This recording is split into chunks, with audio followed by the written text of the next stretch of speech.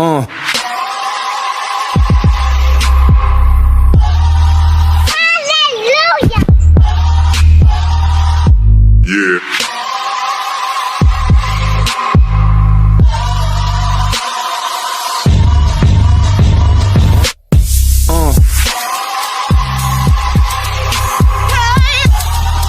Hallelujah.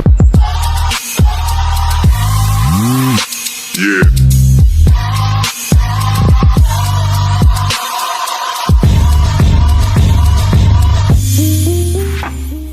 This is Bobby Okereke, inside linebacker for the Indianapolis Colts, and you are tuning into the Blue Stable Podcast. And training camp is here, ladies and gentlemen. You can almost smell it. You can almost taste it. Taste the air around. You know, kind of like next Friday. I wish Rashad was here today so he could catch that reference. You know, like it's just different. Just taste it, you know, a little bit. But in this episode, Rashad, Destin are unfortunately not able to join us. You know, Rashad's probably buying a helicopter pad because he just got so much money. He doesn't know what to do with it. And then Destin, I don't know what he does, man. But we are going to go at it in this show. Without them, it's going to feel a lot different. But it's big shoes to fill. But we do have a guest joining the show with me, ladies and gentlemen. Stephen Reed from Stampede Blue. What you got for us today, Stephen? Hey, Mike. Yeah, I'm excited to be here. It's my first time here on the Blue Stable, so I'm excited to be a part of it. Excited to chat with you about some training camp stuff. And this is the first time that you have ever been on the Blue Stable, so we are making a little bit of history here, going into year 2 of the Blue Stable again. Like if you would have asked me how long has the Blue Stable been going, I would not have said a year. Like it feels a lot longer than feels that. long, right? Feels a little bit longer than that, man. But guys, as you always know how we start the show, if you want to help us grow, because we are on the road to 1K. Some of you are helping us getting there, but it's kind of like I keep having to poke you, like boink you in the eyes like what Mo would do to Larry. I got to keep going at you guys. So make sure you leave a like, comment, share, subscribe. Make sure you hit the notification bell. That way you are up to date and you are alerted anytime a video is uploaded to our channel. And again, our very own Destin Adams is going to be at Colts training camp this Saturday. So you are not going to want to miss the content that we have ready for you. Get 20% off plus free shipping with our code BSTABLE20 at manscaped.com. That is 20% off plus free shipping with our code BSTABLE20 at manscaped.com. Up your crotch game, because once the Boxers 2.0 touch your sack, you'll never go back. Let's talk some Colts football here on the Blue Stable Podcast, ladies and gentlemen, the official Colts podcast of Fansided. Now, that was one hell of a intro. Stephen, bear with me, but Colts training camp is back, man. It's back. And of course, the wide receiver conversation is still with us like it has been for the last 6 damn months. And we just can't let it go. We love it too much, man. Wide receivers are great. I was a wide receiver, so I'm more than happy to talk about this. I love it. So let's do this. All right, man. Well, so first off, let's just go ahead and get it, man. Everybody loses their shit when Julio Jones goes to the Tampa Bay Buccaneers. Obviously, you saw you know of the connection. Julio Jones, Matt Ryan made sense. Yeah, it made sense, but it's not a perfect world. So a lot of things that make sense end up not happening. And, that's just the world that we live in sometimes. Like, hell, me with my beautiful girlfriend, that doesn't make sense. I'm ugly as hell, but she still loves me. So, hey, that happens. Again, Julio Jones off the board. You still got guys like Cole Beasley, our own T.Y. Hilton, Will Fuller out there. Odell Beckham is still out there nursing an injury. Probably won't be back till maybe around November, late November, early December, maybe in time for somebody to make a playoff run. But Steven, where our room is now, Chris Ballard comes out. They're still in conversations with many guys. At this point, who do you think that they bring in, and do they really need to bring somebody in? Yeah, I think that they're going to take a look at, I mean, obviously they've been taking a look to see what's available out there still. The discussion about Julio was always interesting to me because everything that I've heard is that the Colts just weren't interested. So, I mean, Matt Ryan and Julio Jones, you make that connection just from all their years in Atlanta. But if you look at the track record of Julio Jones, it didn't make sense for where they're at right now because he's 33 years old, was broken down, was having injury issues, didn't do much at all for Tennessee, despite at the beginning of the season having that opportunity when Derrick Henry was healthy. So I'm personally kind of happy that Julio's not necessarily with the Colts. I'll be honest, I've gone out on a limb before and said, I not necessarily a big fan of bringing Ty back either, because I think that the last year he was a little bit gassed in terms of his ability to get off of press coverage. Really, there were some issues in terms of communications with Carson Wentz. Now, that might all be changed with a better quarterback with Matt Ryan under center. I think if there was a guy that I was going to go after, and I were the Colts, and I really wanted to, I've prefaced this by saying I think Ty is the guy that they will sign, but after training camp, because who in their right mind wants to come to training camp if they don't have to? And Ty already knows the offense, so there's not going to be that semblance, that system to have to get accustomed to. Pretty sure he has the playbook still. Probably does. It wouldn't surprise me. I would say that if there was one guy that wasn't Ty that I thought the Colts were going to bring in, I would love for it to be Odell Beckham Jr. I think that he would be a perfect fit for this. I think the rap that he's gotten about being a bad teammate, it's all by people that are outside the locker room that don't understand the locker room. And everything you hear from players, from people that have actually been in the locker room, said that he's a great teammate and he does all the good things. He helps out the younger receivers, everything you want. One of the reasons why I thought Julio might be a decent option to bring in, even though I didn't really want it, was because he was a good mentor. And I thought Michael Pittman Jr. could really kind of mimic what Julio brings and make that rapport. So to have that guy in there to help tutor him in the same way would have been helpful.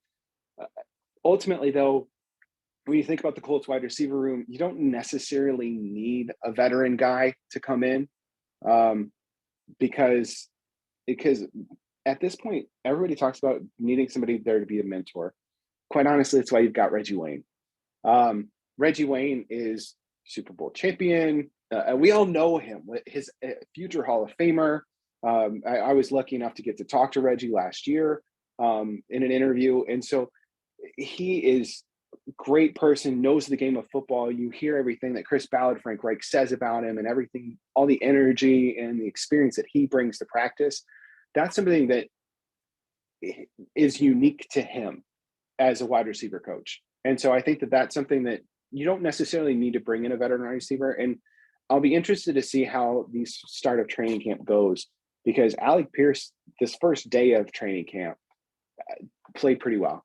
He ran with the ones. He was their Z wide receiver, other outside wide receiver. He was playing pretty well.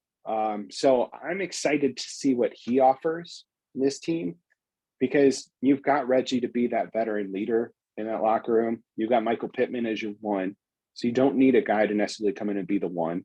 You've got Alec Pierce, who is a strong two, I think. And then you've got guys that can play underneath in Paris Campbell, if he stays healthy. And even if Paris doesn't stay healthy, you have Naheem Hines to be able to stump in and fill some of that void at wide receiver. Plus, you've got Ashton Doolin, who Chris Ballard consistently mentions that is supposed to make that jump. Desmond Patman is another guy that they expect to make that jump. Kiki Kuti is a guy that, for whatever reason, always played well against the Colts back when he was with Houston, was on the Colts roster last year briefly into the end of the season, and is still here with them in training camp. They've got some options there. I don't necessarily think they need to bring in somebody. I think they probably will end up bringing in TY later in training camp. But if I were to have a 1A choice, it would be OBJ. So I agree on the Odell Beckham Jr. one. That's the one I want. Maybe he hasn't even signed back with LA yet. So I'm thinking that maybe he wants a multi-year deal, and I think he deserves it. Obviously, if you're the LA Rams and you have a lot of money, a lot of years committed around the roster, probably not inclined to give out a multi-year deal right now. I think they figure it out in the end. But if I'm Ballard, man, I'm going to Odell Beckham. If I can give you 1 year deal, and how much money do you want? I would make that deal. I would, because he's not going to be ready day one. He's not going to be ready week 5 or anything. But if he can come back in November and start playing and just get the rust out and everything, build that rapport with Matt Ryan, I would love it. T.Y. Hilton, we all know why. Has a chance to make the Colts the first franchise with 3 10,000-yard receivers. We understand that. I think he's 250 yards away. And then everybody else just injury prone. That's it. Everybody else out there is just nothing but injury. So with TY, even with his major injuries he's had lately, what is he truly offering to this room other than leadership? Like at this point, I'm kind of at this point, I'm kind of done with just the leadership aspect. I want guys who are going to play and make a difference. So, and we'll discuss the wide receiver room here in a minute. And to your point, you said Kiki Kuti was always destroying us. Well, that was because a certain defense coordinator thought it would be smart to back everybody off and not guard the middle of the field. But we don't have to revisit that conversation at all. Other than that, Darius Leonard has changed his name to Shaquille.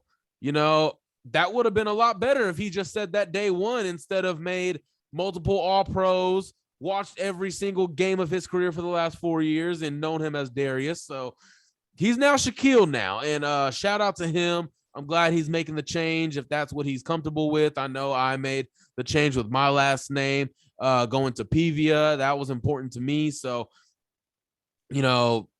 Destin, I'm not sure what his middle name is now. I give him a middle name almost every show. Maybe it's Chiquavion now. Maybe that one sticks. I think it's Bartholomew. Huh? Bartholomew sounds like a good one for him. Destin Probably. Yeah, I think Barty. Yeah, Barty or Marty. Yeah. Marty sounds more like him. Bob. Yeah. Bob. He looks like a Bob, don't he? I'm not going to say yes or no to that. I don't know, man. He's just a big dork. That's what it is, man. Destin, we love you, buddy. Hope you're enjoying the show. But other than that, there's not too much to take away from Colt day one, at least from Colts training camp. Kenny Moore is present. He's not holding out or anything. He's going and practicing.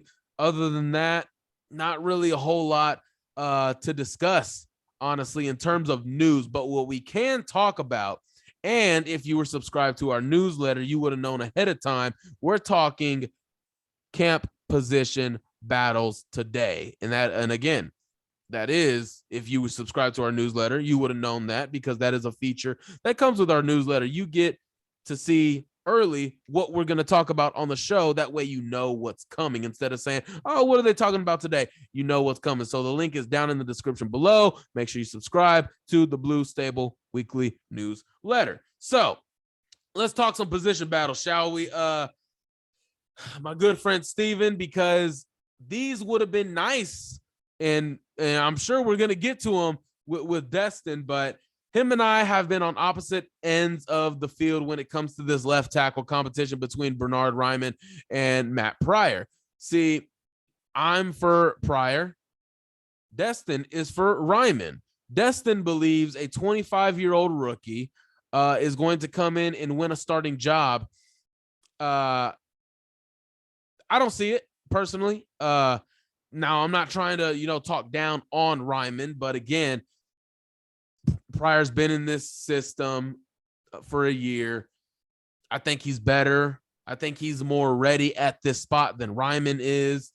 I get that he was a solid draft pick. Obviously, he's good, and I see the technique. But again, from what he played against in college versus what he's going to play, and real quick, I just want to give you a list of some pass rushers that he is going to play this year, because he didn't play anybody that was worth a damn in college. Now he's going to come and play Chandler Jones, Max Crosby, Khalil Mack, Joey Bosa, Micah Parsons, Chase Young, Montez Sweat, Derek Barnett, Hassan Reddick. Guys, y'all get the point.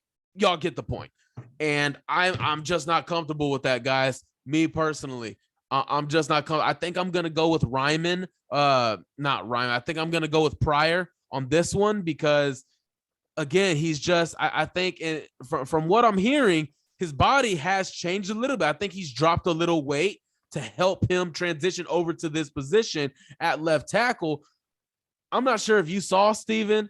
There was a guy named Alex on Twitter that said their projected starting left tackle, Matt Pryor, has played a total of 7 snaps. He has never played more than 7 snaps in a season. And he apparently is a film analyst. I'm not entirely sure what film he's been watching, but it clearly hasn't been the NFL, because he has played way more than 7 snaps. Where are you on the fence with this battle between Matt Pryor and Bernard Ryman? All right. So what I'm going to do is what any person in my field does. It depends. So I think Matt Pryor is a better guy to start from right now in terms of this season, and try to get everybody into the groove, into training camp, everything like that. I think Matt Pryor is a better option right now. I want to see how Ryman develops over the course of training camp. It's really difficult for rookies to come in from the draft and then they come into training camp. You've not really had a full off season in the building with your people to get used to, get acclimated to the new position, get acclimated to the new team. So this is all going to be pretty new for him. I want to see how Ryman makes that transition. And if Ryman, because of his athletic profile and the traits that he offers, I think from that standpoint, Ryman is a better long-term option at left tackle. But from the short term, I think Matt Pryor is a better option right now, assuming that Ryman takes those next steps and is able to develop in the way that the team wants him to develop. Yeah, in terms of strength-wise, I just don't think Ryman right now is strong enough to go against these rushers this year. Like maybe if he came into last year, maybe it's a different story. But going into this, man, I can't say I believe in Ryman to go up against every single one of these rushers he's going to face every single week. And that's why I think it's important to see how he does in training camp versus Pryor. Like Pryor, I'm fine with Pryor right now. Like I'm fine with him. I'm not sitting here calling, hey, we need to absolutely replace him right now. He's never going to be the answer. I think that he can be the answer to start the season, and maybe for the whole season, who knows? But I think Ryman has an opportunity. Again, he's 25 years old. He is a technician. A lot of times you'll see these guys that maybe don't necessarily fit the mold. I mean, look at Braden Smith over on the right side. He doesn't fit like your normal metrics for a right tackle. And yet he is developed and he's put on the strength. He's able to do well enough over there to where he's probably a top 10, top 12 right tackle in the league, I'd say. And so if Ryman can similarly be able to take those traits, those athletic traits that for the left tackle position is very important to at least have the athletic traits, because the guys that you're really worried about over there aren't necessarily those bull rushers, but are the speed ones to get around the edge. That's what Eric Fisher had a terrible trouble with last year, was the speed rushers. That's what you've seen the Colts. I mean, once Anthony Costanza retired, then you had Eric Fisher. It was the speed rushers. Like he couldn't get his feet out. He couldn't get in front of those. Now with Pryor, I feel totally fine with him. I feel fine with Ryman there if he develops with Quentin Nelson next to him, because that's the other aspect you have to take into consideration is these guys you mentioned. There's some of them that are speed rushers. The guys that are bull rushers, I'm not as worried about, because you've got Quentin Nelson there to be able to knock him off.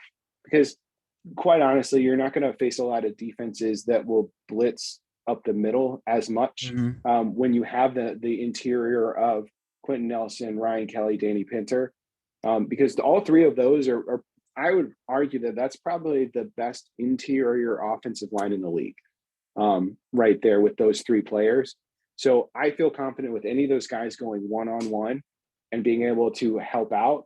Same thing with Braden Smith on the right side. I feel confident with him going one-on-one. So you're able to help out that left tackle position if you have to.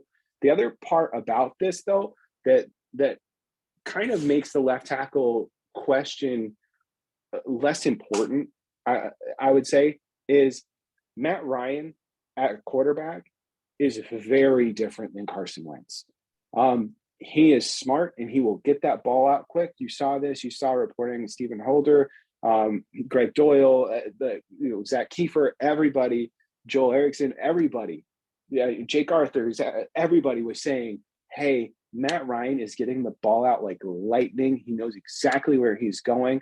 What that does, and having a quarterback that is so familiar with the offense, that knows exactly where he's going before the snap, that takes the pressure off the left tackle position. Because if you look at the time to throw, I want to say Matt Ryan's time to throw from snap to throw was like 2.74, 2.94 seconds. Carson Wentz was up over 3 seconds on average last year. That makes a huge difference. That's the difference of the sack in Tampa Bay last year. That's the difference in so many turnovers that were caused last year. Is just the quarterback getting the ball out quickly. So I think regardless of who is there at the position, I think that Matt Pryor or Bernard Raymond, the Colts will be in good shape because of the quarterback they've got and the other offensive linemen they've got there to help support him. Right. Ultimately, I care about who protects Matt Ryan the most. If you take maybe a little dip at the running game, I'm fine with that. I really don't care because, again, the rest of the line is great at blocking in the run game. So I just want whoever's going to protect Matt Ryan the most. If that's Ryman, cool, perfect, great. Okay. I don't think he's going to hold up against these pass rushers, but again, he is a very old rookie. So maybe his body is obviously a lot more matured than a 21-year-old walking into the league would be. So that still remains to be seen, guys. We're going to be watching that matchup, that obviously that battle all camp long. I imagine they both are going to be getting preseason reps. I imagine both are. I'm not entirely sure. Frank Reich hasn't come out and said what a plan is for those two guys, if they're just going to work them out in practice, see how they look against Quiddy, against Yannick, Taekwon, all those other guys, or if they're going to put them out in a preseason game. Me personally, I would just figure it out in practice. Don't put them in a game. Don't risk both of your guys at that position. Just get them in practice and figure it out there. So I think you'll have an answer by the second preseason game. You should. I hope you do. That's going to be nowadays with only 3 preseason games, that second preseason game, that's going to be your barometer mark. That's when you're really going to know who the coaching staff likes. So the third preseason game, they're probably going to sit most people during that game, to be totally honest with you. I don't know whether the Colts have the third preseason game this year in their home schedule. I hope not, for fans' sake. Right. I think they do, actually, because they had the extra home game last year. Yeah, but that's what I'm saying, is you're going to know by the second preseason game. And at this point, I think you trust the coaching staff in terms of the offensive side and the offensive line. They've done some pretty tremendous job, Strausser and that whole crew. Sorry, I just had a gnat fly in my face. I don't know if you saw that randomly flapping hand there. So I wasn't getting super excited about anything. But yeah, so I think that's going to be something that they're going to take a look at. And we're going to get it figured out. But I think Matt Pryor is probably your bet to start the season. And then they're going to see how Bernard Raymond comes along. And he might be somebody that over the course of the season, you try to slide him in there. But I think more likely than not, if Matt Pryor starts the season at left tackle, he's probably going to finish the season at left tackle, because you want that continuity on the offensive line you do want your best five, but at the same time, continuity is just as important because you have to be familiar with the guys that are around you. Hey, Matt Pryor's already got a head start. He already has that relationship built with Ryan Kelly, Quentin Nelson, Braden Smith. We'll see how that. So I guess I'm technically on that train then. Right. I guess I'm technically on the Pryor train right now, just because I don't know what Raymond's going to do in camp. I'm sorry if y'all heard a loud noise just now. That's my dog. He was just flapping his ears, like shaking. I don't know why, but thanks for. I didn't hear it. Right. Okay. All right. That's. Cool, I think then. I was talking over it, so this is perfect. Okay. Perfect. You're welcome. Perfect. Right. Thank you, Steven, for the assist. Obviously, we're going to be paying attention to what's going on behind these gentlemen. Obviously, the backup tackles are going to be battling it out. Dennis Kelly, Brandon Kemp, Jordan Murray, Carter O'Donnell, Jason Spriggs, Ryan Van DeMark. If you just had to take, and we don't have to be on this long at all, Steven, but if you had to pick 2 or 3 guys out of that group that would make the roster, who are you going with? Ryan Van DeMark, for sure. I think that he's a really talented left tackle prospect out of UConn. He's a rookie, undrafted free agent. I thought there was a potential he could get drafted there. He meets all the athletic traits that Chris Ballard looks for. He had a very high RAS score, which is something that it's relative athletic score. Kenley Platt does all this stuff. I'm sure you guys have talked about it on past podcasts. Hey, Kenley Platt, friend of the show. Oh, nice. Yeah. Hey Ken. I've worked with Ken before too. So, Killer mustache too. Yeah. I've not seen his face in forever, so that's fantastic. Ryan Van DeMark is the guy that I would initially put on there. Beyond that, like Carter O'Donnell, I thought that he was really talented, but he's been able to stick around on the roster for a while. And same thing with Dennis Kelly. I think those are probably the 3 if I were going to pick 3. Jason Spriggs is interesting. I believe he's a former IU offensive tackle that's bounced around the league a little bit. Or Indiana University offensive tackle. I say this like everybody's from Indiana that's listening to this podcast. But I'm not sure that he'd make that. So if I were going to pick 3, I'm probably picking Kelly, O'Donnell, and Van DeMark. Okay, that's actually interesting. I was going to go with Kelly, Spriggs, and Van DeMark. I mean, at least we agree on Kelly and Van DeMark. And again, I thought Van DeMark probably would have gone in the 6th, 7th round of the draft, and he didn't go. So I was like, oh, okay. And then we got him. So I'm actually curious to see how much Ballard signed him to, because obviously he was on undrafted free agent. He got to choose wherever he went.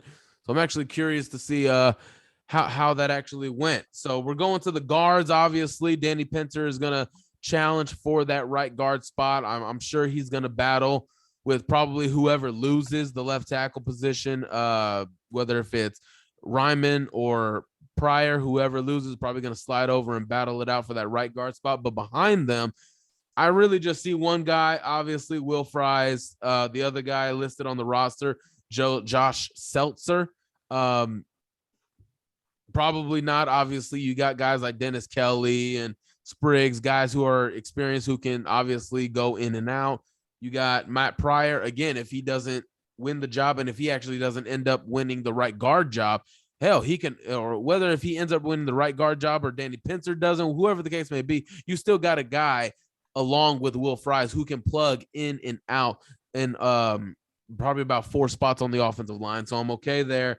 Now let's get into the running backs, because obviously we know who the top guys are: Jonathan Taylor, Nyheim Hines. Are they going to keep 3? Are they going to keep 4? We do not know. The guys listed behind Jonathan Taylor and Nyheim Hines, because again, we know they're making the roster: Deion Jackson, Phillip Lindsay, Devontae Price, CJ Verdell, Tyson Williams. So those are the 5 guys that are going to be battling it out for running back 3 and potentially 4, due to other needs on the roster and how you want to fill it. I think they're going to go with 3 this year, if I had to guess. But real quick, Steven, who do you see coming out of this battle? I think it's interesting because you've got guys that have bounce around. Tyson Williams, former Baltimore Raven, played well in spurts there in Baltimore. For whatever reason, Baltimore running backs always got injured. So he was able to play there a couple times and get some good game action, put on some good film. Philip Lindsay, I haven't seen Lindsay play in a while. I think he's been bounced around for the past couple of years, so I'm not sure how much he's got left. Former Denver running back, played really well back in the day. I think the leader in the clubhouse there, though, is Deion Jackson. He's got the experience with the team. The Colts, I believe, signed him to one of the highest signing bonuses as an undrafted free agent when he came, and when he was signed as an undrafted free agent a year and a half ago or 2 years ago, or last year, whenever it was last year. When he was a undrafted free agent, he got signed to the biggest contract or the biggest signing bonus for undrafted free agents. So I think that he'd be the one that they went ahead and take a shot on in terms of a running back 3 on this roster. I do agree with you, though. I think they are going to keep 3 running backs rather than 4. I think they're going to use that extra position opportunity there for a wide receiver or tight end. See, I'm going to go with a wild card here. I'm actually going to go with Devontae Price. I'm going to go with him because I do think, obviously, these running backs are good athletes, obviously, if they're playing running back. But I think with Price, he's a little bit more shiftier than I think Lindsay and Jackson are. I really love his ability to possibly even catch the ball out of the backfield. I've just had eyes on Price, since the draft. I wasn't sure if he would get drafted or not, but when he was signed as an undrafted free agent, my eyes just blew up. I believe Destin was even a fan of his game before the draft, so I'm gonna go with Price on this one. Now, obviously, these guys, Jackson, Lindsay, Price, Verdell, Williams, they're gonna battle it out. With Lindsay, again, I see a lot of predictions out there that are going with Lindsay. He's the big name. He's the vet. He's been there before, but obviously running backs have the shortest shelf life of any position in the NFL, and I just don't think he's that guy anymore. I don't even think he's running back 3 on our team, but are we going to be wrong? We will definitely see about that. Another one that we are definitely going to get into, man. We're going to get into, let me see here. What about wide receiver? Let's talk a little bit more about the wide receiver spot, because we obviously know Michael Pittman. This is his room now. Okay. Obviously we are in a fantasy league, and I got Michael Pittman. Obviously, guys, I was able to draft him. You can see the smile on my face. I was able to get him in the 3rd round. Steven, did I steal him from you? Stole it from me, sniped me. I had taken in this fantasy draft, I had taken wide receivers I was on at the turn at 12, which is like the worst possible position, I think. But Mike here is at 11, and I took 2 wide receivers as my first 2 picks, hoping that he sees that. He's like, oh, he's not going to take another wide receiver here. So then he just lets the wide receiver go to get him on the backside and takes a running back. No, took him. I was going to take him. And that 4th round, I was going to take him at the top of the 4th. But yeah, it's wasn't meant to be. It's my favorite. Hey, man, that's a pretty good fantasy draft. I know we're in there with a lot of other Colt media guys out there, and obviously Miss Taylor Tannenbaum. Okay, but let's talk about wide receiver, man, because outside of Michael Pittman Jr., and again, this is probably why there is a lot of bringing in a vet talk for this room. There's a lot of uncertainty behind him. We obviously know Paris Campbell hasn't really even had a chance to become a wide receiver who we think he is. We don't even know what kind of receiver he is yet, because he just can't play consistently. Two freak accident injuries in back-to-back years. Sorry, guys, I had to mute the mic because I had to sneeze real quick. But 2 back-to-back horrific injuries, freak accidents, not his fault kind of injuries that take him out for the year. And then you got Alec Pierce, who is a rookie. Obviously, you're not going to put the weight of the world on his shoulders. You got Mike Strawn, who is injured right now. Like, for a guy like Mike Strawn, the last thing you want to be is injured right now. That's the last thing you want to do, especially with everybody else getting snaps in training camp, putting on more film for the coaches. So you got Mike Strawn, you got Desmond Patman. Desmond Patman is the guy that I'm kind of ready to see now, because 2 years of development. He was on the practice squad the first year, and then obviously the second year he made the roster. He was healthy scratches for majority of the year, but obviously we remember that game against Arizona. The one catch of the year was the biggest catch of his life in the back of the end zone. It was like the biggest touchdown. play of Carson Wentz's career as a Colt. Very, absolutely. All right. I didn't think Carson Wentz would be mentioned on the show, but he did make an appearance. So Desmond Patman is the guy that I'm ready to see play a little bit more. Then you got Michael Young, the rookie, undrafted rookie out of Cincinnati. Man, we just became the Cincinnati Colts, man. We got Pierce, we got Brooks, we got Young, man. We just love the guys that go to the playoffs, man, because obviously we didn't last year. So we got to bring guys with playoff experience, right? Yeah, I was like, I'm over here silently chuckling because I was like, that's a good one.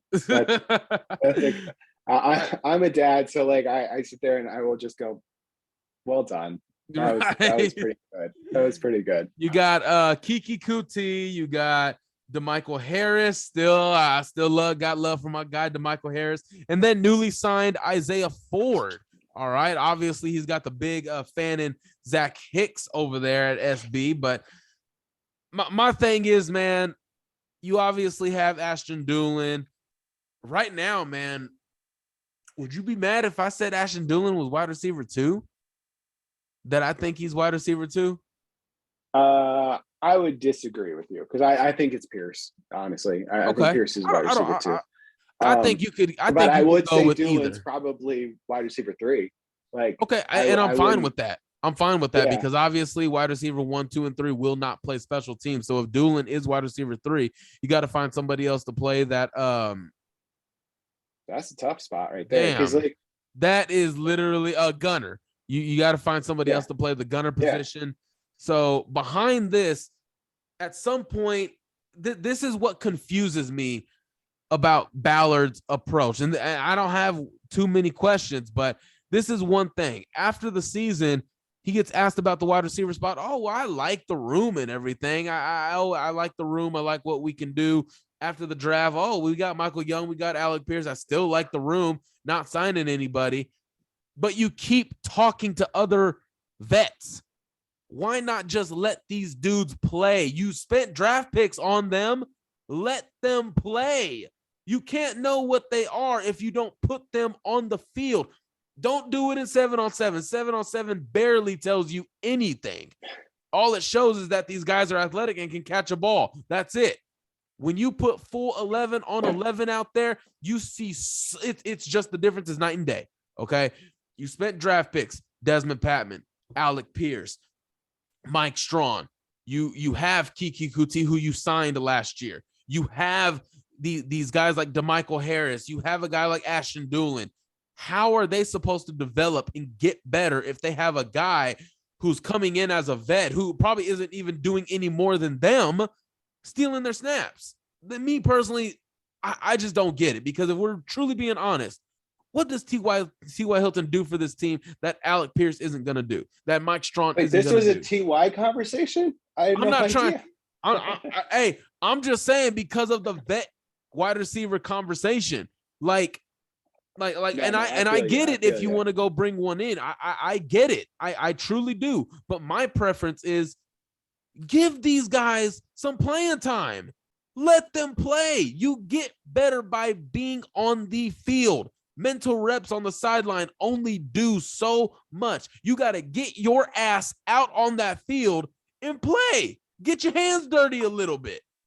Ballard, you sit here and say you like where the room is, you like where it stands. Prove it. Stand by your word. Put your name to it. Don't just say one thing and go out the front door instead of going out the back. Like, come on, man. That's my biggest thing. I want to see Strawn because right now he's injured, but obviously you had to save him on the roster last year because you didn't want him getting signed off. the practice squad because obviously, hell, he was interviewed on NFL Network. He was making plays. Obviously, last year in the, I think you played the Lions in your first, or the Panthers in your first preseason game. Eason hit Strawn downfield for a huge catch. You saw his ability. So you not wasted, but you saved a roster spot for him to basically, stash him. And you made him a healthy scratch. So now coming into here, okay, we spent a roster spot on you. Now let's see what you can do. Not, we spent a roster spot on you last year, so let's continue to stash you and not play you and not develop you, and let's just give your snaps to somebody else. With Desmond Patman, he's been here 2 years now, going into year 3. Stashed practice squad first year, second year, healthy scratch all the way, except for a couple games. And then now you had to have developed something by now, man. You had to. You've had to. You've been working with Michael Pittman. You're basically his best friend on the team. And if you don't know that, I don't know what team you're watching or what you've been keeping up with, but Michael Pittman and Desmond Patman are very, very close. They've worked together a lot in the past couple of off seasons. You see them play golf together against been Justin Herbert, I believe, or Zach Wilson, maybe both of them. Yeah. And then you have they work together all the time. Yeah. And then you have a vet like Kiki Kuti, who, for a guy like him, I think he's got a legit shot to make this roster because you always have room for a speedy guy on your roster. Now, maybe you already have that in Paris Campbell and Ashton Dulin because Ashton Dulin is fast. Kiki Kuti can also come in here and make plays. Why can he not? He was fast at Texas Tech, and I'm a Big 12 fan. I saw Kiki Kuti. Dude is fast. You got DeMichael Harris, Michael Young. Michael Young is probably a guy that goes to the practice squad year one. The Colts do like him. So where are you at with this wide receiver core? Because obviously we're not going to talk about Pittman, Pierce, Dulin, Campbell, because we think those 4 are pretty safe unless Campbell just absolutely wets the bed. Dulin wets the bed and they just miss out. But where are you at with these specific guys and what's looking like wide receiver 5 and 6? Who do you see coming out on top for those 2 spots? So I think Strawn is a guy that I think off the top of my head is a guy I think should make it as a 5. The 6th one is going to be interesting. I think that it's going to be either Kiki Kuti or DeMichael Harris because of the style of offense that Frank Reich likes to run. He likes to have those options to run guys in like jet sweeps, things like that. It seems like he's not as big of a fan of running Paris Campbell in those situations. But you've seen him do that with DeMichael Harris and players that are in that similar style of smaller, shiftier, faster players. That's why I think Michael Young is an interesting candidate. It's why I nodded my head and said, yeah, he's definitely a practice squad guy because they want to try to keep him around. I wouldn't be surprised to see him kind of sneak onto the roster either because he's a really solid player down there. And he's one of those guys where, it's kind of like Zach Pascal in terms of doing the dirty work. Michael Young is a guy down at Cincinnati that would do all the things, all the little things. And so that's a guy that I think could be able to stick on this roster as that wide receiver 6.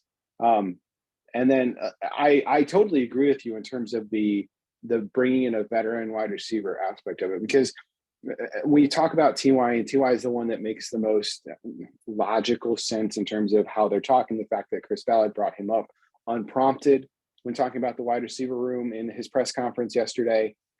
I think TY bringing him back in terms of the wide receiver room itself does them a disservice because I do think that they need an opportunity to get those real action, like live snaps in a game. And TY, it's just, I'm sure that there's still something there for him, but his talent level is so diminished that do you take 100% of Michael Young or do you take 70% of TY? And knowing that TY doesn't help you on special teams at all. And because that's he's not playing special teams. Yeah, he's not playing teams. Like, you've got to get a guy in that's going to be able to play teams, and that's a rookie. That's a second-year guy. That's a guy that's scratching and clawing to make this roster, not a guy that one thing I'm going to throw out. I'm just going to drop a bomb in this conversation really quick. But one move that I would really love for the Colts to make is to trade for Jalen Reagor with the Philadelphia Eagles, because he is a guy that seems like he is on his way out there in terms of like this. I don't have any sources, anything like that, but he's a guy that seems like he is on his way out at Philadelphia. They seem like they're trying to move on from him in terms of, I'm aware. That's why I said I'm going to drop a bomb in this conversation, because I understand how big of a TCU fan you are. Guys, if you're looking on YouTube, look what I have. Look what I have. Are you serious right now? And he that is mentioned, if you're listening on Apple Podcasts or Spotify, I'm holding a miniature TCU helmet.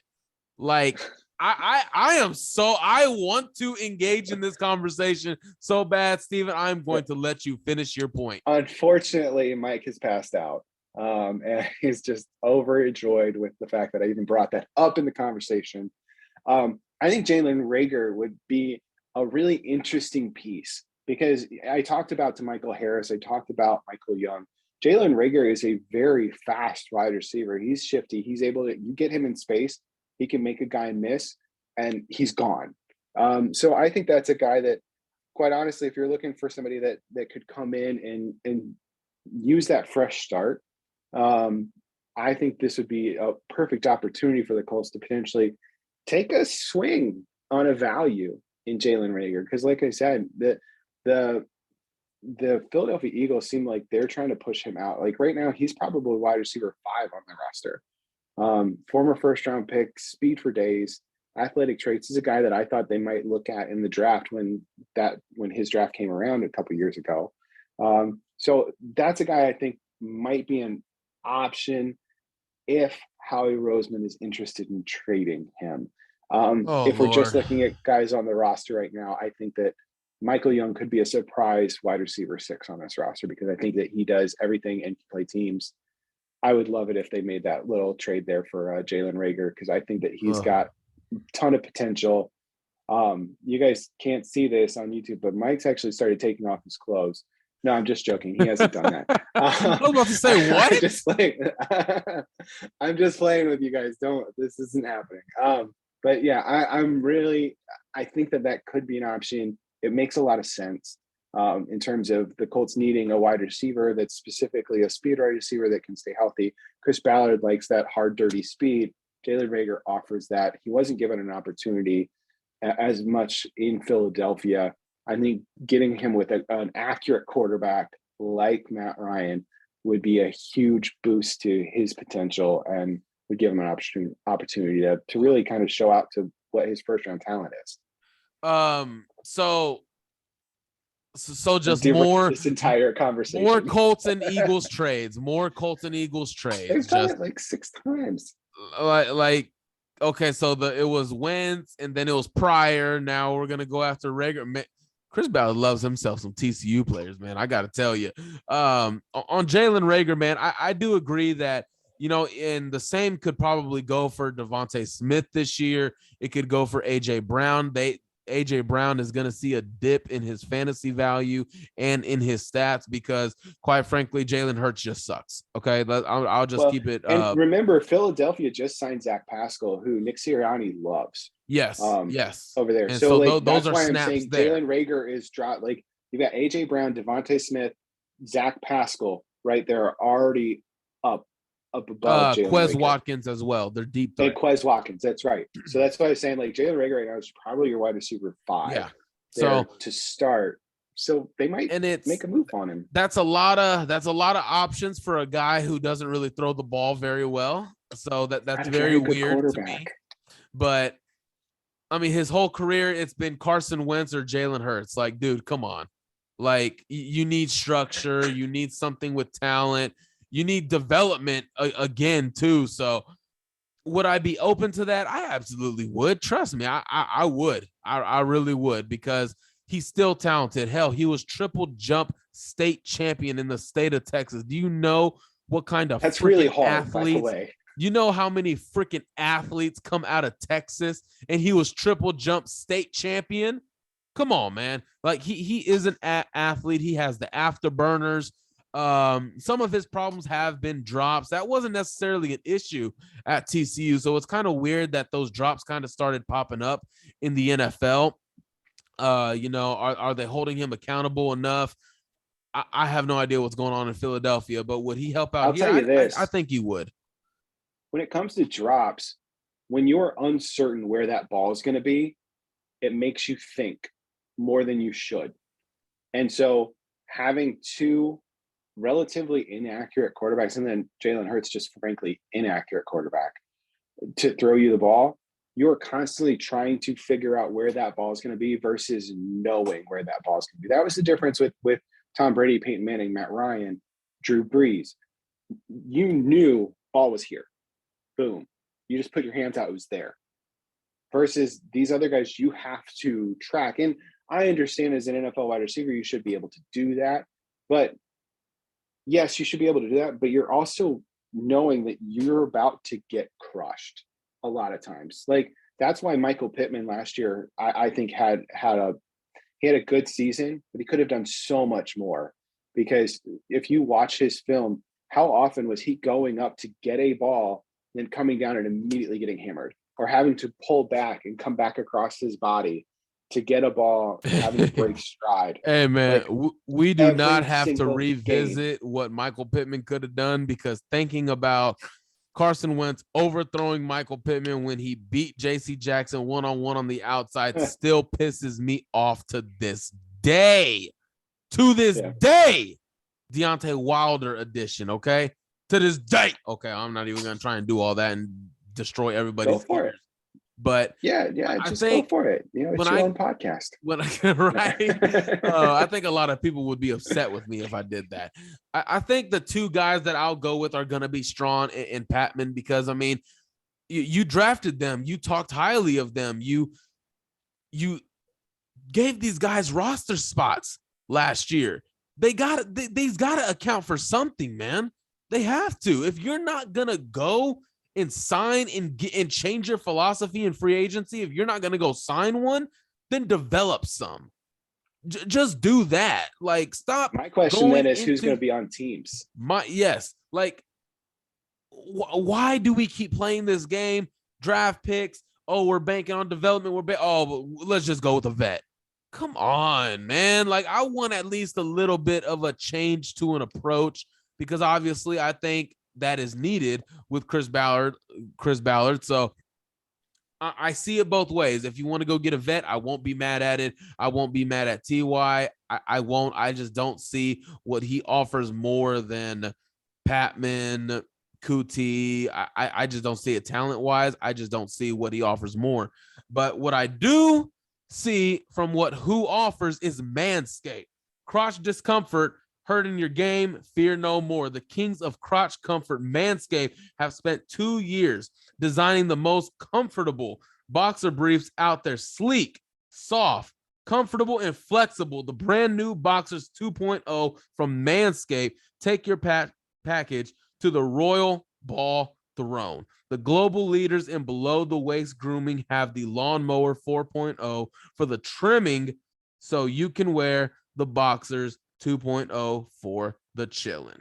They even trademarked the jewel pouch, so you know it's serious. I think it's time you invest in your family jewels, so let your package breathe and get 20% off plus free shipping by using our code BStable20 at manscaped.com. Again, guys, just to give you a little bit of a preview, if you want to change up, the shampoo, the body wash that you use, guys, these products here, again, shout out Manscaped. They sent these over. These are pretty good. Steven, you need to get on these as well. Obviously, if you're going to be part of the Blue Stable family, you guys got to get these. This one is the body wash. It's kind of I'm not sure if you could hear that, but it's a strong can. Obviously, it's a good brand. I use it. Obviously, I got the shirt. I use their products. They're a lot better. This is the shampoo conditioner. These products are really good, guys. They surprised me at how good they actually were when I tried them, because again, I wasn't that big into Manscaped. I've tried it before, but then I gave it a second try. They upped their game a lot. And now I use it. I went from nah, I'm out to now I use it. That is a transition. Go to manscaped.com and use BeStable20 to get 20% off plus free shipping. It don't get better than that. So back to this conversation about these position battles. Obviously, with the wide receivers, we went with I went with Strawn, I went with Patman, you went with Strawn, and then you went with Kuti, right? Yeah. Well, I think I'm probably going to switch it over to Michael Young and take the undrafted free agent. Hey, so Strawn and okay. Young. Yeah. Okay, I like it. I like the fact that he goes on teams and will do it all. I like it. Okay, switch it up a little bit. Let's go ahead and head over to let's go to the corner room. Obviously, we know that's figured out. Stephon Gilmore, Kenny Moore, you got Isaiah Rodgers, and then I guess I can add him into the safe category. Brandon Fascion. I guess I can add him there. He's safe, by the way. He's a solid vet. But when you go to corners 5 and 6, that's where it kind of becomes a mystery, and I mean a mystery. Okay, so here are the guys that are going to be battling that out. Okay, Anthony Chesley, Marcel Dabo, obviously, who came from overseas. You got Marvell Tell, Colts great Marvell Tell. Obviously, Rashad's going to enjoy that one. Fight on USC. And then you got the 7th round pick out of Yale, Rodney Thomas II. Now, this is a position where obviously it's going to matter how they perform on teams in preseason, because all these guys are going to get run, especially if Doolin ends up getting wide receiver 2 or 3 snaps. Are they going to try either these guys out at gunner? Are they going to be a sprinter down the field to make a tackle on special teams? Who knows? But just talking about their talent as a corner, the one that, and I'll start it off right here, man. The one that I'm intrigued the most by is, of course, I've said it on this show already, Rodney Thomas II. Look, I get that he is raw. I get that he comes from Yale. I get that, he didn't face the greatest competition at Yale. But watching him, going back and watching his film, because obviously I didn't know too much about him when he was drafted. I go and watch film, and he reminded me, I'm not comparing him to this player, but he reminded me of when I discovered Jeremy Chin. Now, obviously, Jeremy Chin became a huge name later on in the draft process, but this was still in the season when I discovered him at Northern Illinois. This is during the season when I discovered him.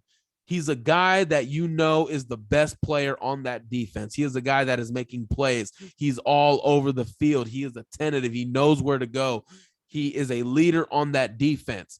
Rodney Thomas, his athletic traits are so good. He is an athlete. He has a great build. I think he's got dog in him to be able to be special teams, and then if needed, put in some snaps at corner. Destin and Rashad, they discussed here that, he's raw. He's going to need some time, might need to go to the practice squad and just put in some reps for scout team. I don't think that's the case, especially when it's wide open at 5 and 6. If he can just find a role on special teams, he's going to make this roster, regardless of how raw he is at the position at corner. If he gets special team reps, he's making this roster. He is a guy that I am high on. I'm not saying he's going to be a starter. I'm not saying he's going to be all this and that. He's a guy that I am intrigued by and that I like a lot. Again, he's not listed specifically on the Colts website as a safety or a corner. He's listed as a DB, but from everything that I've been told, the expectation is he is going to be getting snaps at corner. So I have him in this conversation right now.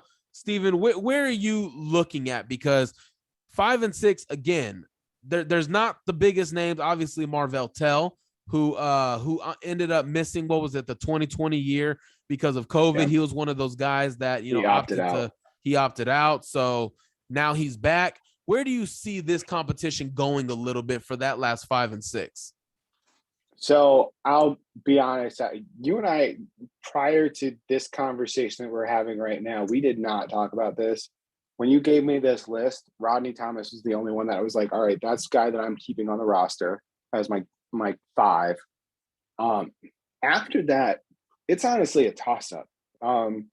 There's a bunch of guys that they've got on the roster. Anthony Chesley is a guy that they brought up last year that played well in spurts. Again, this cornerback 6, you're hoping he never sees a defensive snap. That's ultimately what it is. What you're looking for in this cornerback 6 is a guy that will come in and play teams, run down the field, make a hit, make a tackle that's good in space. Ronnie Thomas is a guy that I think you went over him all about him. I think he's a fantastic player. I think that he's going to end up being on this roster. I think he's going to carve himself out a role, specifically on teams, because I think that he's got that type of mentality to himself, and he could end up becoming a depth safety in year 2, year 3. I think he makes this roster, though, as a teams player, and for coverage, special teams, and kick and punt coverage. In terms of the 6th spot, I really am not sure. Marcel Dabo is an interesting guy. He's out of the international transfer portal. The Colts, AFC South is the team that gets the roster exemption this year for him. So he does not count against their 90-man roster. He's a guy that they were really excited about getting him. They wanted him. And the fact that they were assigned him made it even better for them. I think he's going to get an opportunity to be able to make this roster, because I think that they're trying to the NFL is always trying to expand into Europe. If you get guys like Stuttgart, so I believe that's Germany, that gets you at least an opportunity to get into that fan base. The NFL is very prescient about that. They're very conscious about that. They want to be able to get into other avenues. I think that gives them an opportunity.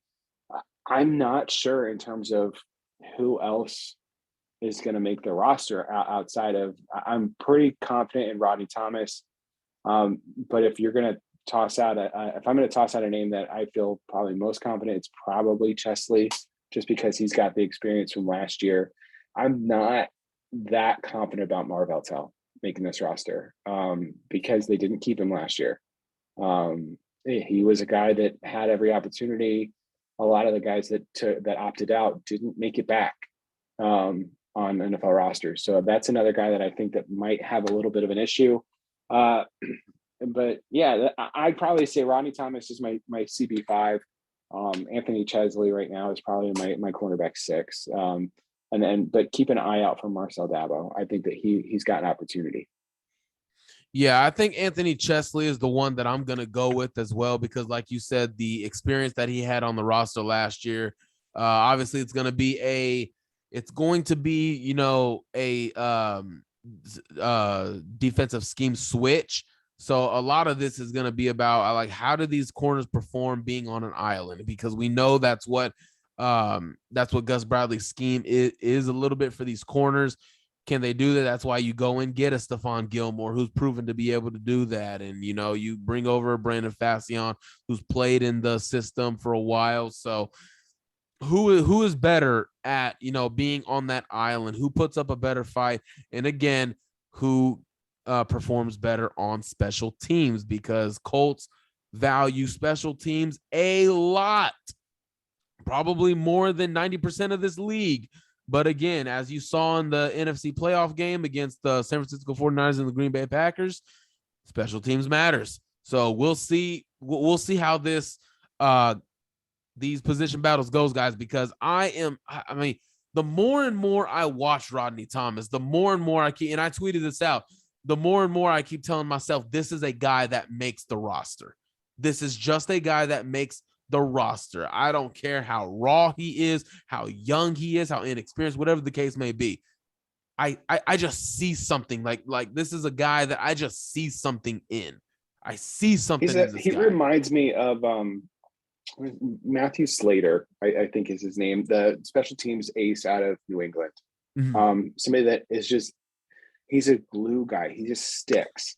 Like he always finds a way to get it done.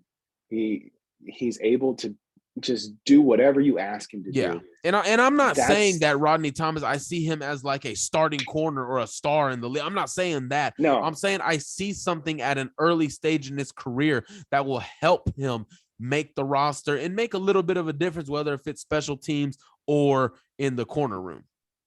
Mm-hmm. And quite honestly, the Colts value special teams. So like, even if he is special teams or special teamer, being a special teams ace isn't that bad.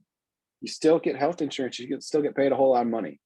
Like if that's all he does, that's awesome, because one of the reasons why the Colts won several games last year was because of teams. And so you always want to have those athletes, those players that are available to play on special teams and that are able to make good work of it. And this is a guy that is blue collar, hard nosed. He's going to go in. He's smart. He's able to make plays. He's able to tackle in space.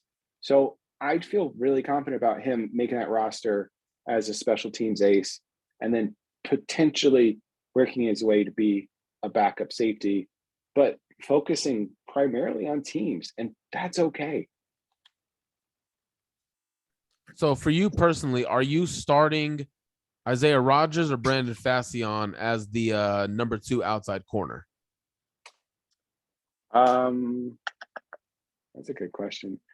I'll be interested to see how Fascion. I initially leaned him. Like when you initially asked that question, that was where my mind went, just because of his experience with Gus Bradley's systems and able to play it. But I really like how Isaiah Rodgers has developed. So even though my initial gut said Fashion, I'm going to get his name wrong. I'm just going to butcher it consistently. So I'm sorry, Zach. And I know that your Virginia Tech love being out here, it runs deep. But I think I'm probably gonna. I would feel comfortable with either. I think I would probably feel more comfortable with Rodgers, given what I've seen of him be able to play man over the course of the past couple of years.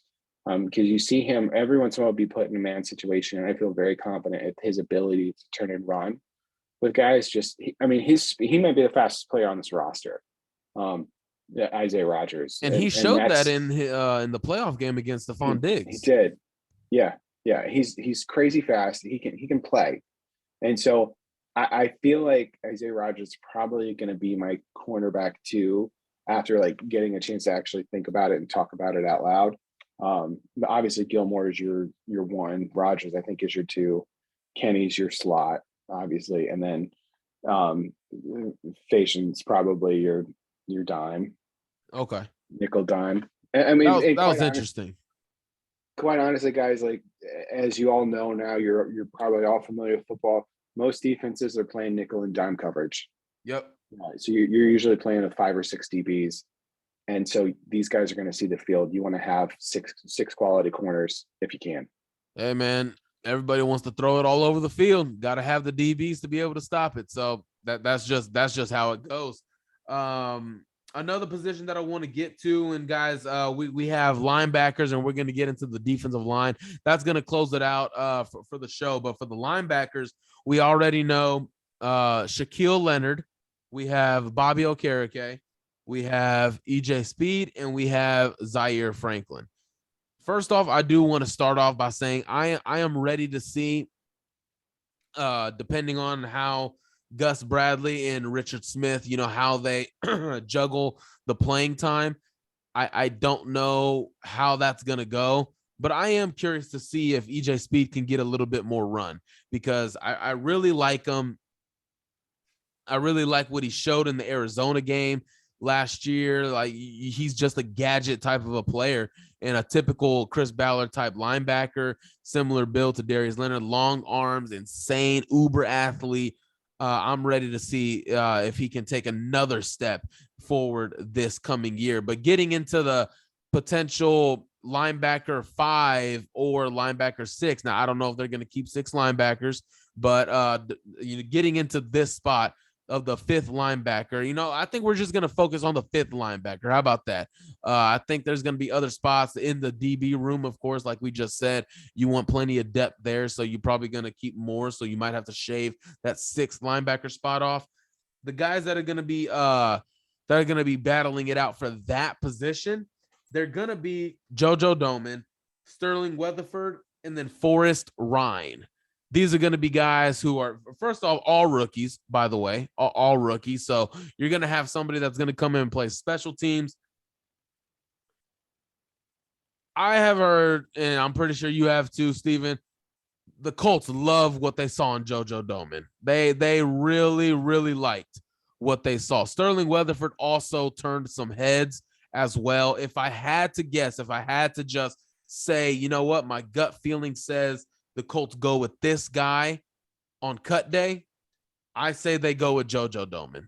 I do want to see Sterling Weatherford get a little bit more run. And again, we'll see in preseason how these guys play. We'll see in, with the special teams, what type of role they carve out for one another. But I am going to go with JoJo Domann on this one. So I think this is a really interesting talking point here with the linebacker situation. I am not necessarily locked into Zaire Franklin on this roster, and that's going to be a controversial take.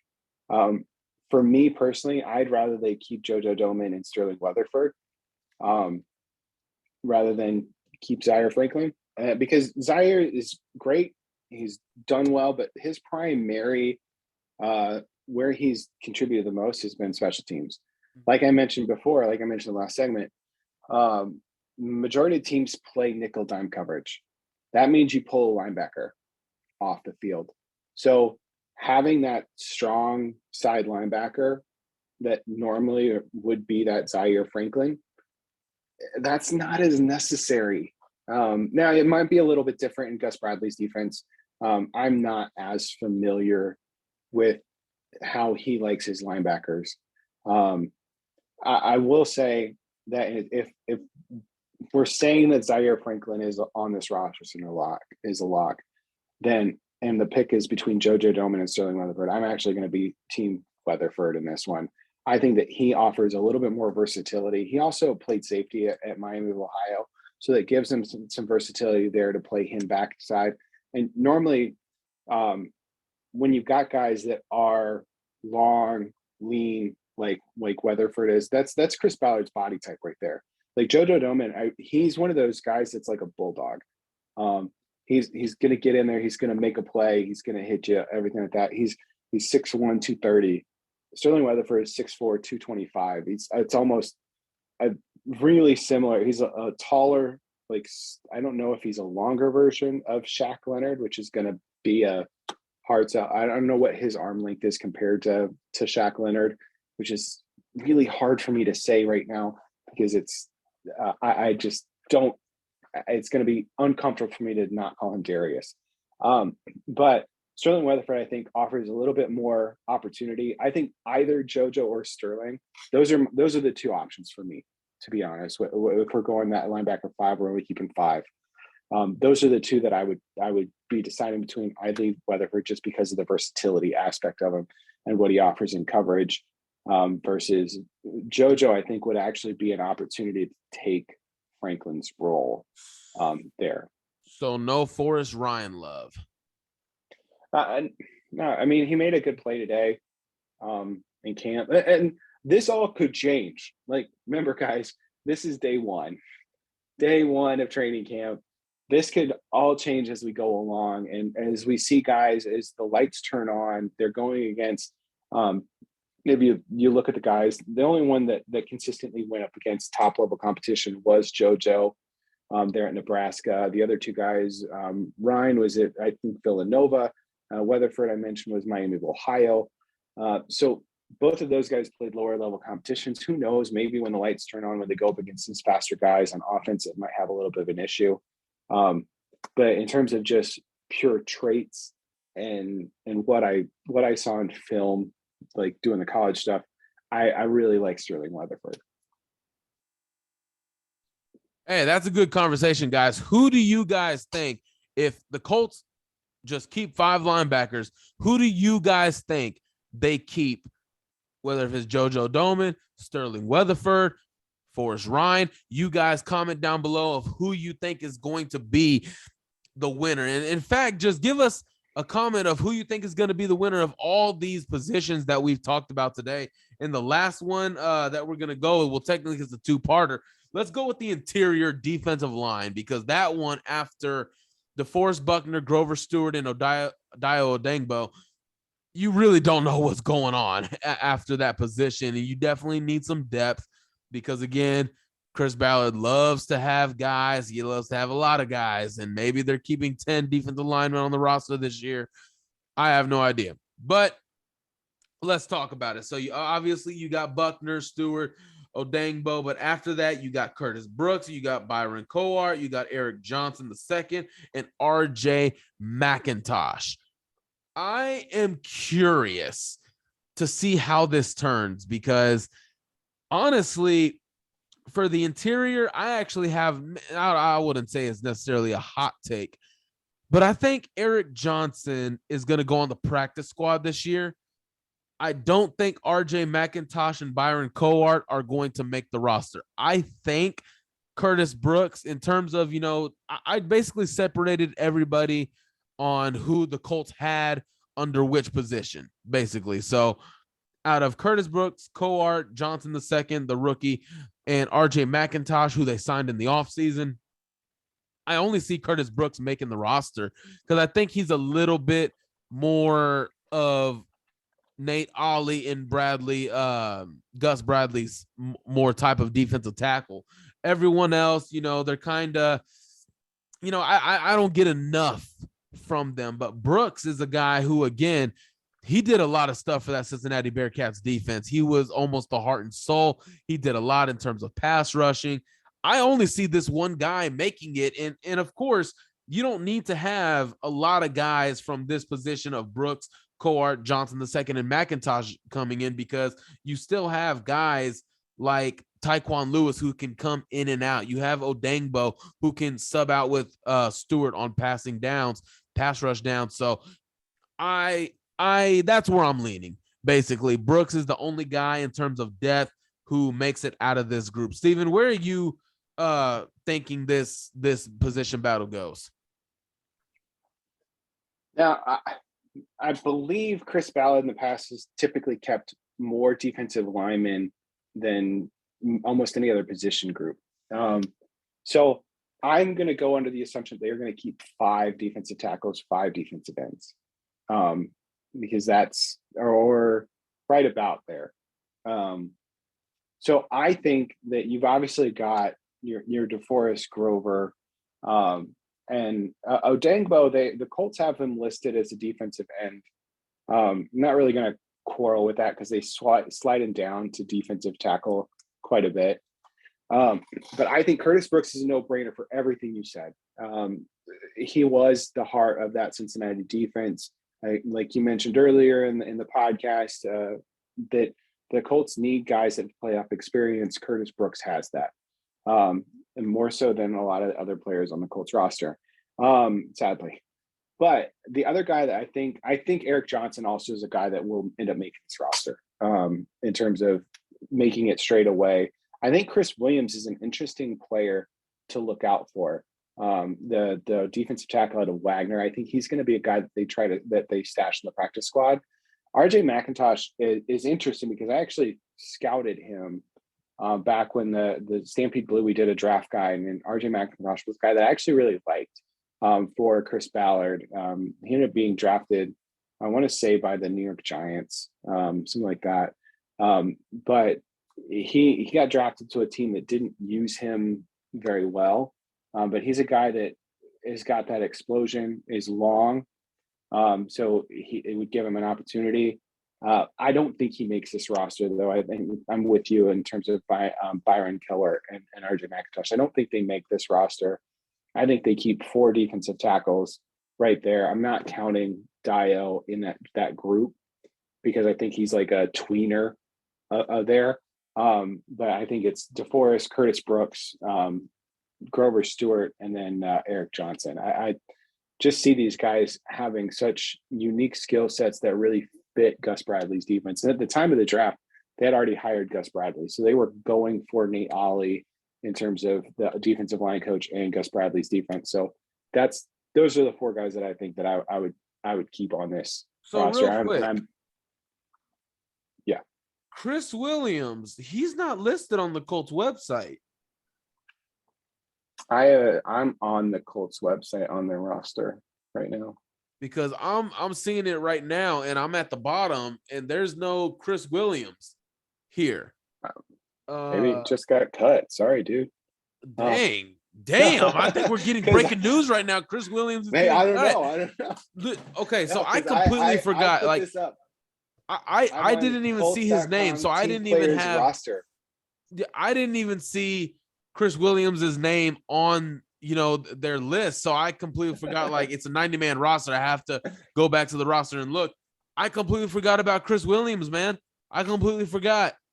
So I gotta actually put him in this discussion because I think what he showed you last, and I just went to Google and looked him up. It says he is a defensive tackle for the Indianapolis Colts. So who's lying, Google or the Colts?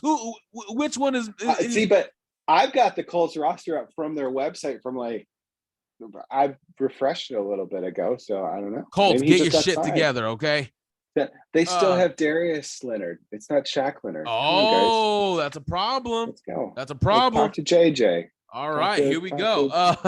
So with Chris, okay, so let me bring Chris back into this discussion because I didn't see his name, so it didn't even click in my mind.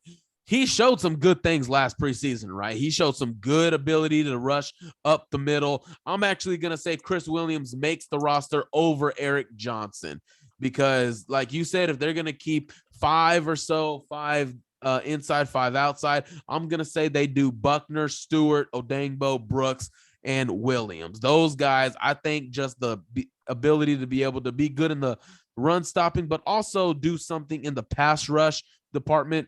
That's going to be interesting as well. I completely forgot about Chris Williams, man. Oh, no worries. That's why I'm here. I cover for other things that go on, like dog flap ears, and then bring up Chris Williams. That's really all I'm here for, is to cover and brings up some things. Yeah, I think that I think Chris Williams is a guy that's that roster tweener though that could make it, could not. I think it's going to be between him and Eric Johnson. For that last defensive tackle spot. Hey, we're going to figure it out in the next month, man. We're going to figure it out.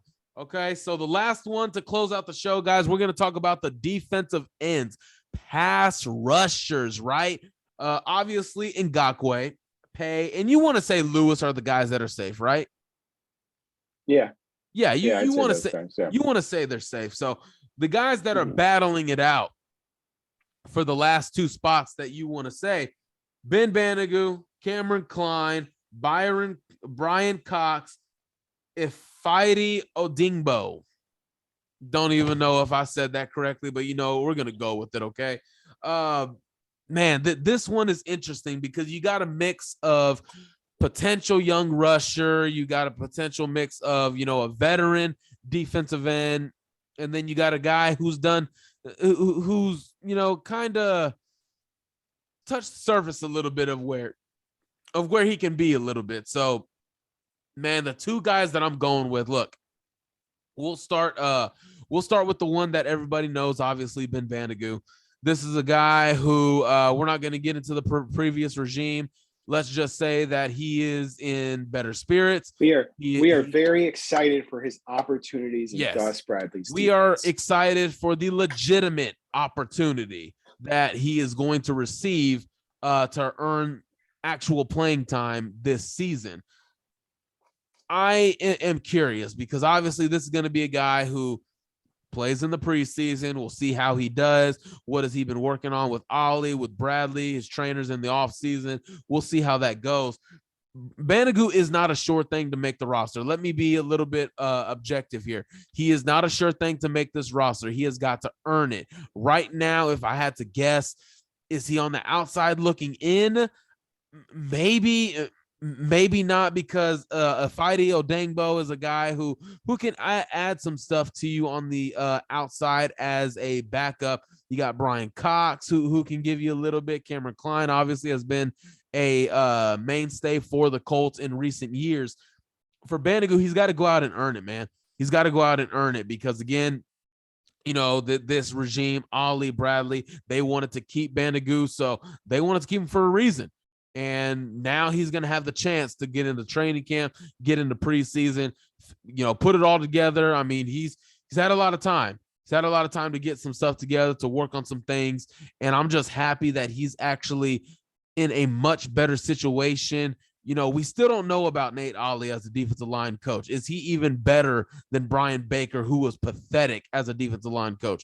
Is Nate Ollie better? We don't know that yet, because this is his first job as, having his own room, being in charge of his own unit. This is his first job, and he's young. So, the former Ball State product has a lot of stuff to work on now. So I am excited where this goes. For Bandicoot, for Klein, again, he's been a mainstay for the Colts. I think he's just a camp body, honestly. He's done some he's done some things here and there, but never really sticks. Does he pick it up this year? Does things kind of, be in more of a consistent motion? We'll see. Brian Cox, again, he's a vet, and I don't want to keep butchering this guy's name, but I'll figure it out soon, guys. If Fide Odengbo, that's another guy who's been in the league a little bit. He's done some good things. So if I had to say the two guys that make this roster after them, because obviously you lost out on Kamoko Toure, that obviously opened up a spot on the outside. The great Al-Qadim Muhammad followed Matt Eberflus to Chicago, where he's going to fill the shoes of Khalil Mack. He's going to try and go get him 15 sacks. I'm going to say Banagoo, and I'm going to say Odingbo make the roster. Steven, where are you going? All right. So what I just did, I muted myself for a minute because you couldn't hear my typing, but I went and I looked at what the Colts have done in the past in terms of how many defensive linemen they've kept. In the past, during Chris Ballard's regime, generally they keep 10, maybe 11 defensive linemen split between defensive end, defensive tackle. So what I'm going to do is I'm going to revert back to defensive tackle talk. Say I'm keeping Curtis Brooks, Chris Williams, and Eric Johnson, all three of them, because I can. It's my team, which is great. Now I moved to the defensive end position. You obviously know Tyquan Lewis, Yannick Ngakoue, Kwity Paye, Dayo Odengbo. Those guys are rock solid. Those four guys in there. So you're already at 9 guys, right? I'm at 9. And last year they kept 11, and they put Tyquan Lewis as a defensive tackle, defensive end designation on there.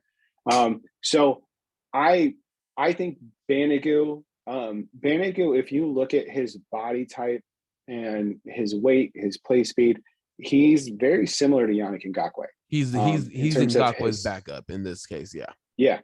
And so I think that Banagoo is a guy that is going to get every opportunity to make this roster. And I think that knowing what I know about him and the people that he's around, I think that he's put in the work over this offseason. I think that he's going to do exactly what they ask him to. And I think this defensive group is going to give him the opportunity.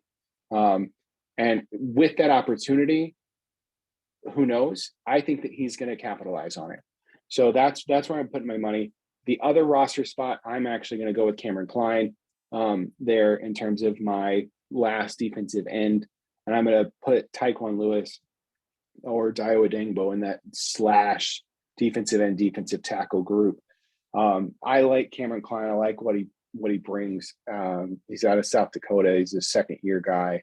And he's one of those guys. I was excited for him last year just because he gives them a little bit of a different flavor at defensive end, but he's still able to get to the quarterback. He was able to make it work for them out in South Dakota in college. I think that can translate with the proper coaching. And I think that Nate Ollie is the proper coach. I'm on record as not being a huge fan of Baker, and I'm glad that he has moved on. And yeah, I know his daughters were super nice on Hard Knocks, everything like that. But I wasn't a huge fan of Baker. There is probably too many podcasts of me talking about that. So I'm excited to see what Nate Ollie brings to this group, and I'm excited to see the opportunities that Gus Bradley allows these guys to have. So I'm going with Ben Banago and Cameron Klein in this situation. I don't think Brian, and part of it is because I just don't think Brian Cox or Fede Odenigbo really can crack those two. I think that Chris Ballard is going to go with the traits, go with the younger guys. Ben Banago has got such talent. I'm hoping that he's able to get an opportunity. Hey, man, we're always, cheers to real opportunity, man. That's all we can say. Man, it has been quite a conversation, Steven. I know you're filling in last minute, obviously. Thank you for being available to do that. And guys, if you haven't, man, go follow Steven on Twitter. His link to his Twitter is going to be in the description below. You don't have to go far to find it, so make sure you hit that link and give him a follow. Steven, I just realized you're actually not following me for some odd reason, so we share Ben Banago love, we share Rodney Thomas love, but for some reason something's just to missing. be fair, I don't follow many people. Like if you look at my followers to following, it's very one-sided. Like I don't follow a lot of people. It's like maybe it's less than 200, maybe, if that. I don't know where I'm at. But it's not a lot. It's not, I don't do a follow back thing, but I will get on that because I appreciate you and I really enjoyed our conversation during this show and prior to the show. Oh, we had a long conversation before the show, actually, guys. It was pretty fun. Was able to share some things with each other. But guys, Steven rejoined the Blue Stable podcast, obviously representing Stampede Blue, obviously for them over there, man. Any work you got coming at all, Steven? I'll be having, my podcast is going to be starting back up. I've been getting over an illness recently, so I wasn't able to start it up. This is like the first day my voice has felt normal. So I obviously decided I wanted to hop on with the Blue Stable to celebrate that. But I have a podcast. It's called A Very Stable Podcast, which is ironic. So kind of cool. But yeah, it's through Stampede Blue. It's going to start up through Stampede Blue podcast. You can look at it, iTunes, basically wherever you get your podcast, Stampede Blue is there. And every once in a while, if there's some controversial topic, I'll write an article for Stampede Blue because I do the legal stuff. That's super fun. Or the sticky situations.